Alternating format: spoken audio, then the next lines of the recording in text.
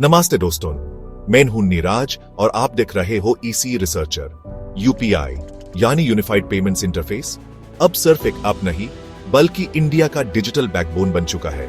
आज के इस वीडियो में हम जानेंगे 2025 के 4 नए यूपीआई अपडेट्स, उनका असली मीनिंग, रियल लाइफ एग्जाम्पल और कैसे कम करते हैं फुल मैकेनिज्म के साथ। चलिए शुरू करते हैं बिना किसी डिले के। क्या नया है?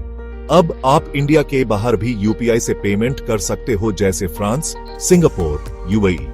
मैकेनिज्म कैसे काम करता है? यूपीआई और दूसरे देश का पेमेंट नेटवर्क इंटीग्रेशन होता है NPCI plus foreign payment system. जब आप क्यूआर कोड स्कैन करते हो अब्रॉड, यूपीआई ऐप यूज करता है real time forex conversion engine.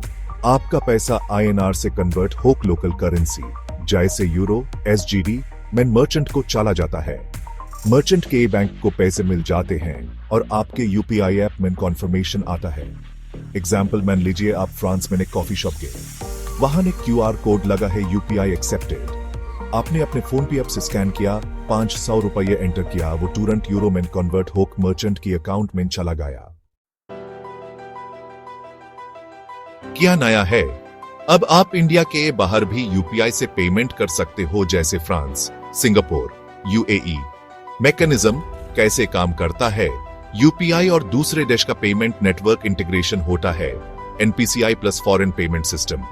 जब ये भी क्यूआर कोड स्कैन करते हो अब्रॉड, यूपीआई ऐप यूज करता है real time forex conversion engine. आपका पैसा आईएनआर से कन्वर्ट हो लोकल करेंसी जैसे यूरो, एसजीडी में मर्चेंट को चला जाता है। मर्चेंट के ही बैंक को पैसे मिल जाते हैं और आपके यूपीआई ऐप में कॉन्फर्मेशन आता है। एग्जाम्पल मान लीजिए आप फ्रांस में एक कॉफी शॉप गए, वहां एक क्यूआर कोड लगा है यूपीआई एक्सेप्टेड। आपने अपने फोन पे ऐप से स्कैन किया, 500 रुपये एंटर किया, वो तुरंत यूरो में कन्वर्ट होक मर्चेंट की अकाउंट में चला गया। क्या नया है? अगर आपका नंबर बैंड या पोर्ट हो गया है तो वो ऑटो डीएक्टिवेट हो जाएगा यूपीआई से। बैंक्स को हर हफ्ते एमएनआरएल मोबाइल नंबर रेवोकेशन लिस्ट से अपडेट लेना होगा। मैकेनिज्म जब कोई यूजर अपना नंबर बैंड करता है, telecom company use revoked list में डालती है। हर वीक बैंक्स और यूपीआई एप्स ये लिस्ट से वेरीफाई करते हैं। कोई नंबर इनएक्टिव मिला तो यूपीआई आईडी अनलिंक हो जाता है। आपको नोटिफिकेशन मिल सकता है अपडेट करने का। एग्जाम्पल, नीरज ने अपना पुराना नंबर बैंड कर दिया और नया सिम ले लिया। अगर उसने बैंक को अपडेट नहीं किया तो पुराने नंबर पे यूपीआई आईडी डिसेबल हो जाएगा और कोई फ्रॉड नहीं कर पाएगा। क्या हुआ था?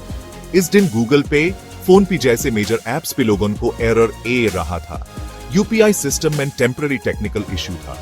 मैकेनिज्म कभी कभी बैकएंड लोड या सर्वर इश्यू के वजह से पेमेंट रिक्वेस्ट प्रोसेस नहीं होती। एनपीसीआई ने कुछ देर के लिए सिस्टम हल्ट किया, फिर फिक्स इंप्लीमेंट किया, फिर लोड बैलेंसिंग और सिस्टम रिस्टार्ट से नॉर्मल सर्विस रिस्टोर हुई। एग्जाम्पल, एएपी वेजिटेबल शॉप पे पेमेंट करने जा रहे थे और प्रोसेसिंग एरर आ गया। सिस्टम में प्रॉब्लम था, पैसा डिडक्ट नहीं हुआ, लेकिन इशू कुछ घंटों में ठीक हो गया। क्या नया है? एनपीसीआई ने कहा था कि किसी भी यूपीआई ऐप का मार्केट शेयर 30% से ज्यादा नहीं होना चाहिए। ये रूल अब 2026 तक डिले कर दिया गया है। मैकेनिज्म एनपीसीआई मॉनिटर करता है सभी यूपीआई एप्स का वॉल्यूम ऑफ ट्रांजैक्शंस। रूल था कि अगर कोई ऐप जैसे फोन पे, जीपे 30% से ज्यादा शेयर ले तो उन्हें लिमिट करना पड़ेगा। अब ये रूल 2 साल डिले हो गया ताकि यूजर एक्सपीरियंस अफेक्ट ना हो और नए प्लेयर्स को टाइम मिले। एग्जाम्पल, फोन पे और जीपे अभी 70 से 80% यूपीआई ट्रैफिक हैंडल करते हैं। एनपीसीआई चाह रहा था कि नए एप्स भी ग्रो करें, जैसे बीएचईएम, पेटीएम। अब उन्हें और 2 साल का टाइम मिल गया। तो दोस्तों, आपने देखा 2025 की यूपीआई के नए रूल सिर्फ फीचर्स नहीं, आपके सिक्योरिटी, कन्वीनियंस और ग्लोबल एक्सेस को इंप्रूव करने के लिए है। यूपीआई अब इंडिया के बाहर भी चलेगा।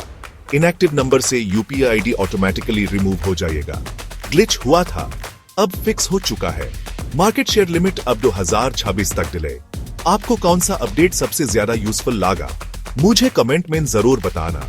अगर वीडियो हेल्पफुल लगा हो तो लाइक करो, शेयर करो और चैनल ईसी रिसर्चर को सब्सक्राइब करना ना भूलो। मैं हूं नीरज, मिलते हैं अगले वीडियो में एक नए टॉपिक के साथ। Till then, stay smart, stay digital. Jai Hind.